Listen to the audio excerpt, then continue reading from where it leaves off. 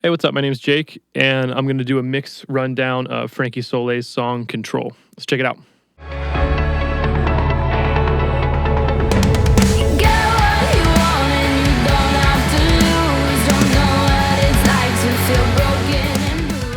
Cool. So, I think Frank and I think Frank booked 3 days, and we did this song over. We did 2 songs in 3 days, which is pretty quick. I like to have 2 to 3 days per song, but her and her band killed it. We really hammered this out. I was really happy with the way this turned out. So, like I said before, the only thing that I care about are vocals, kick, snare, and bass. That's the heart of your rhythm and melody. So if you get those right, everything else will kind of fall into place. So I was really happy with the drum and bass that we got on this recording. So let me play that for you, and we'll start there. We can go over it.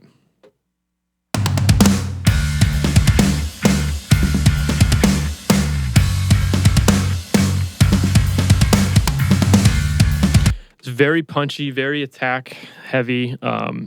Just super happy with it. So what I did is her drummer Mark, he's a great drummer. I had him do a bunch of snare hits, and I blended a bunch of samples together and built all this that you're seeing right now, kick and snares and toms. And then I made everything really like meaty. We were going for kind of like a old Paramore kind of vibe. So those are the final committed samples. But I left the overheads really airy. Listen to overheads by themselves; they actually sound kind of weird because there's no low or mid range in them, as you can tell.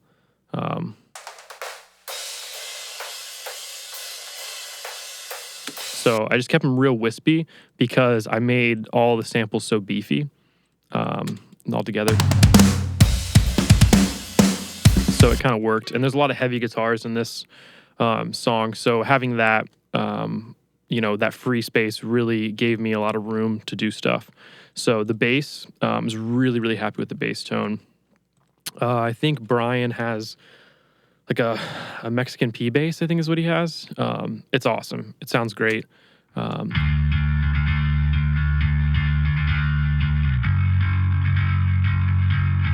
Super just gross sounding bass. I love it. So I think I ran him through my Avalon and then did a couple things. Like I ran him through the Culture Vulture, which is like harmonic distortion and some other stuff. Used Beat Detective, lined him up on the grid, committed that. And then from there, I'm running through the Hellraiser, Joey Sturgis. He's the man. He's the best. Everybody knows. Nobody cares. No. And then I have C2 by FabFilter. This compressor is awesome. This compressor does everything. I use it more often than not. It's my go-to compressor for a lot of things. But I used it on the bass because I want my bass to be kind of squashed in the sense I don't want it to jump up or jump around in volume a lot. I like my bass to be the same level, very compressed. And because of that, I can kind of control it in the mix and automate it and do what I want with it, versus like it getting really loud randomly and stuff like that. So I got it compressed pretty hard, squashing it 12 dB, and then just low cut, weird mid frequency that I didn't like, kind of muddy. And then I'm always cranking high mids and treble in my bass because not only do I want to hear the bass, I want to feel it. So that's like a rough overview of the drums and bass. We made a bunch of samples, ran them through Contact, committed them.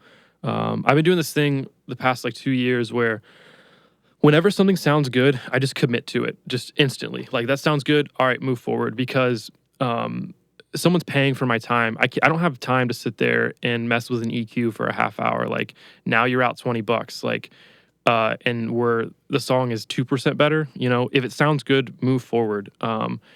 Your clients will thank you for it, because the more you can get done, the more value you can add to them, the better.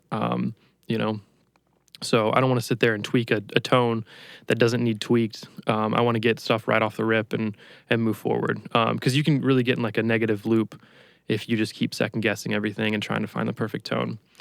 So while we're on this intro,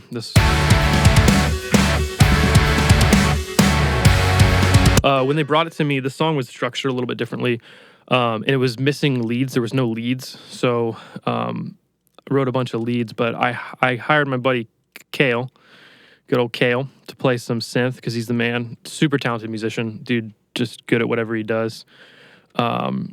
So he played this little line on the synth, and then I had him do an octave higher.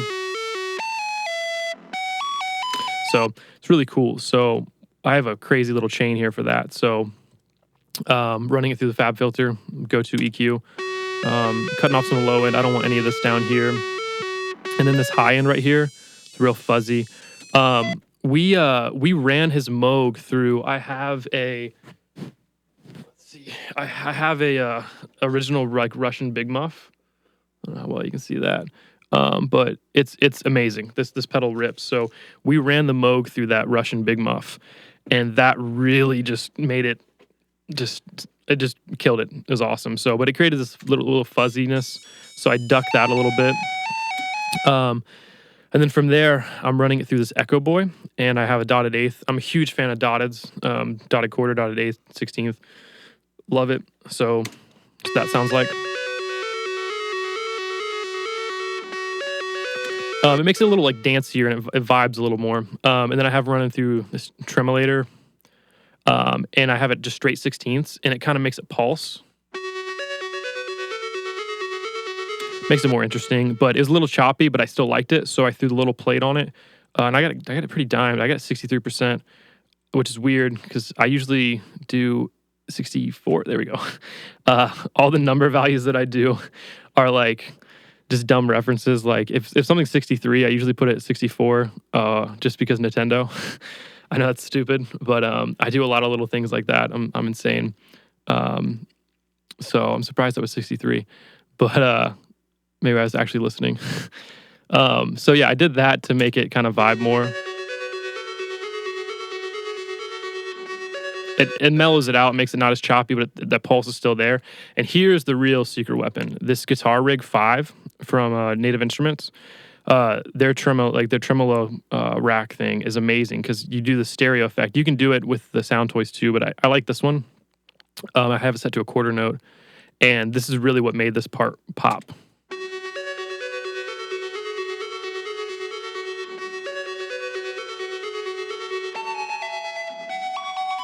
I love that. Like that took the song to the next level. So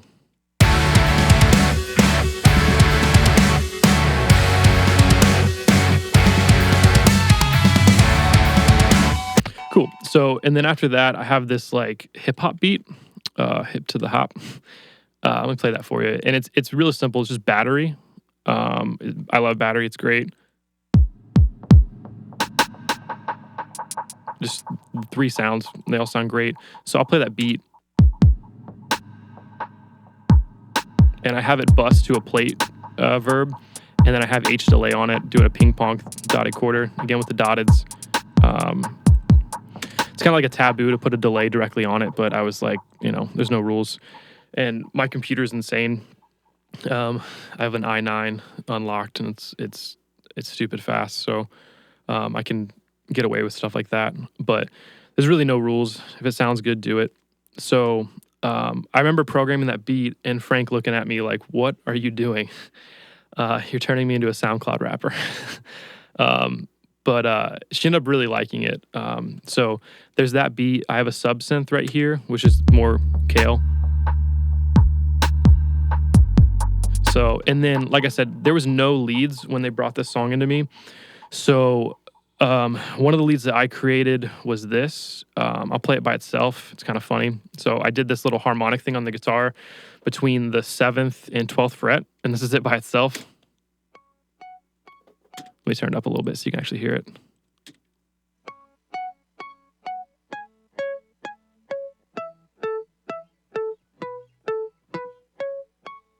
So that's literally what it is. And I remember like we were trying to like write stuff, and I picked up the guitar and I started doing that, and they looked at me like I was crazy, and I was like, just wait. Like I have an idea. So I put on this Echoplex. I use this all the time. Again with the dotteds. I love dotted notes. Then I have it ran through an EQ, cutting off mud, cutting off too much high, and this is what it sounds like.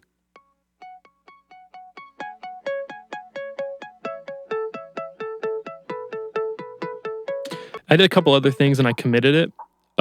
So let me show you the committed version of it. So here's the committed version.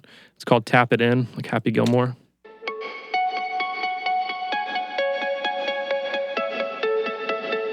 Same thing, run through the tremolo, refinement, cutting some of the presence down so it doesn't hurt your ear. And then I also, I used the polyphonic mode in Pro Tools and I pitched it down an octave. So here's it lower together. I just think that's really cool. I'm biased because I wrote it, but I think it's really cool. And then here's it all together.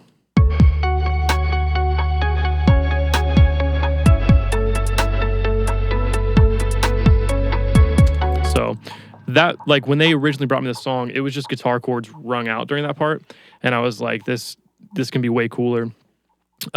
So we did all that, and I really like the way it turned out. And I think, yeah. So what I did also is these are the guitar chords that they had ringing out. So Brian had these chords, and I have this wah geet track right here.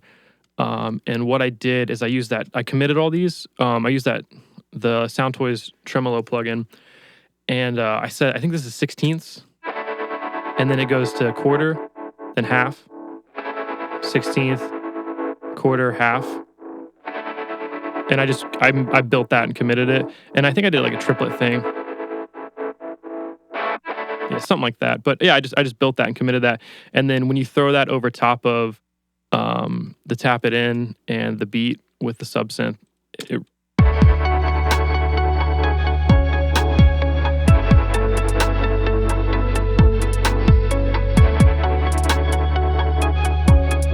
just creates a whole new element to it that you didn't know that you needed. So I was really happy with that. And then here's it with her vocal. So I have a reverse vocal. I love doing those. They never get old for me. So here's it together. I know you're tired, I've seen it before, you don't have the answers. You wanna be right, you're keeping the score, running in circles. And they don't mind if you fake it on stage, that's to the door. So she's a great singer. She's awesome. I really like working with her. I've recorded Frank since she was, I think, 14. So her and I kind of know how to work. Like I know what to say. Like part of the job as an engineer that you can't really learn is like how you talk to people. So everybody knows something that you don't know, and the biggest thing with like working with people is like just trying to get them comfortable and to tell their story. Like they're giving a performance, so to get people in the right headspace. And it's really easy with Frank because I've known her so long. So like, I can tell like if she's upset, if she's happy, like what kind of vibe she's in. And depending on what she's singing too, it really, we'll talk about certain things and kind of get her in the right headspace. Definitely made her cry a couple times. But she always thanks me later. So, but that's really the thing that you can't teach is you need to bring that out of people. And she's awesome. She's really, really great when it comes to that. Very emotional in a good way. So, but here's her raw vocal, and I think it sounds great. Not much going on. I have this 1176. I love the Blueface one. The Blueface one is my favorite. It just works. And then probably cutting off low end. Yep, cutting off some low end. Here's her vocal. I know you're tired, I've seen it before, you don't have the answers. You wanna be right, you're keeping the score, running in circles. And they don't mind if you fake. Real hip-hoppy for that part. But let's see what I'm bussing her to. 2, 3, and 4. Where my bus is at. Cool. So pitch, I'm just using micro shift. I do this on a lot of vocals. It's very common in big productions. A lot of people do it. You just detune one side and tune up the other side. There's a couple different plugins that I'll use to do it depending on what I'm doing. But I have that, and then I have a low cut, some high cut, and then the female vocals, they're in the high register, so it looks like I'm ducking some like 4K. Then Then I have her running to H delay, always H delay. It works. It's the best, in my opinion.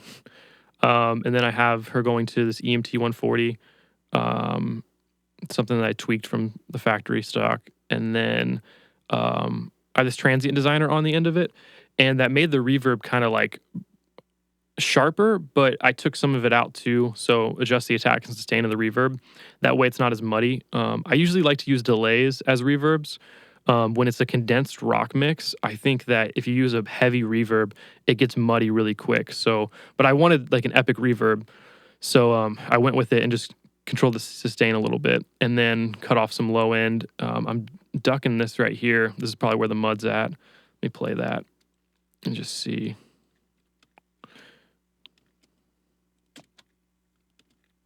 I know you're tired, I've seen it before. You don't have the answers, you wanna be right. You're keeping the score, running in circles, and they don't mind. Yeah, that's just straight Fake it on mud. stage, So that's that's why I'm ducking that down. So, excuse me. So let's move forward. What else do we got going on here? There's a lot of cool stuff in this project.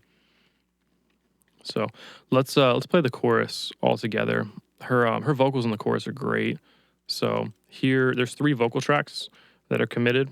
I think I had her do like a high, low, and normal. Let's hear that. You get what you want and you don't have to lose. Don't know what it's like to feel broken and bruised. Fabricate scars cause your life is too dull. It's over your head, now you lost all control. Sounds great. Same thing with the verse vocal. Like I'm just, compression and sending to those buses, nothing crazy. The cool thing about the harmonies, I do this time adjust thing. So I took one and I offset it.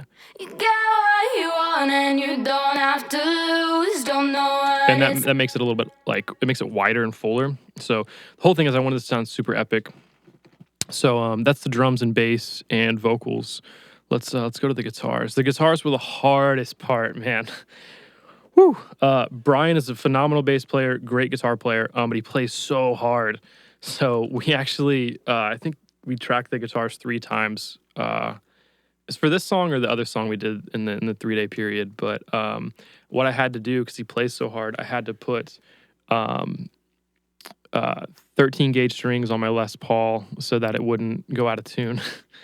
But there's a lot of cool guitar tracks. I used a bunch of Kemper profiles that I have for the guitars. Let me play those for you real quick. They're pretty cool. So here's the guitars. Soloed.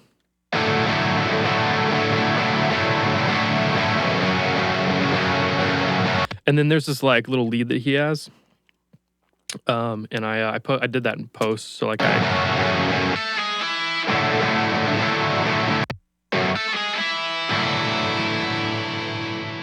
that way it's just tighter.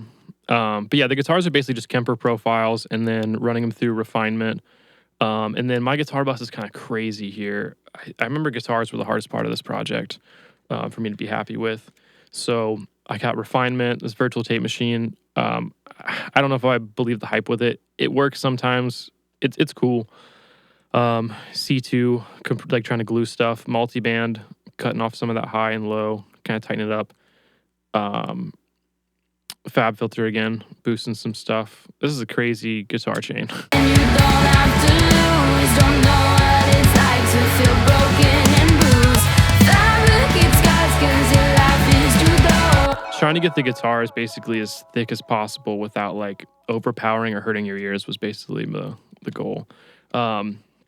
So that, and then another thing that I wanted to touch on was the low like monster vocals. So what I did is Take it on stage, that's still adore you. for that effect, I'm just cutting off low end and high end and then running her through the decapitator. This plugin rips. It's just distortion. Machine used it on Lamb of God, and it's just like I've used it on everything ever since. But this format knob right here, you can mess with it.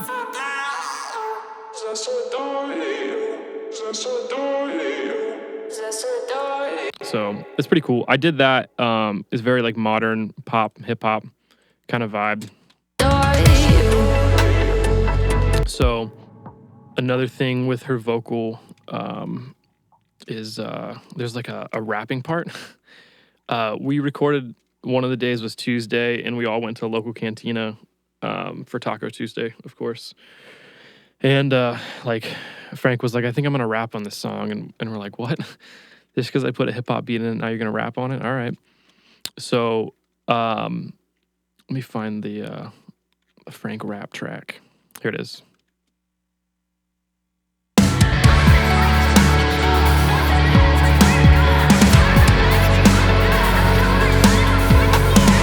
So Super 21 Pilots. I compressed the crap out of it, and then like cut off a bunch of low end. And the coolest thing is I use this plugin called Verify from Pro Tools. It's like a stock audio suite plugin, and it just takes things and it pitches them down like it or up, whatever you want to do. So like you can take that and do this like that, and I did that on here. So, and I also did that again on Brian's guitar. Let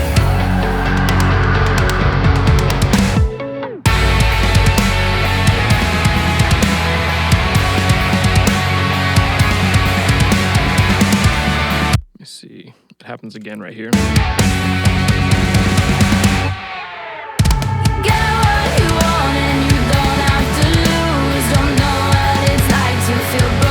And then the last chorus is a double chorus, but instead of her repeating it again, I filtered it and threw it back and forth. And then the end, I threw that hip hop beat back in.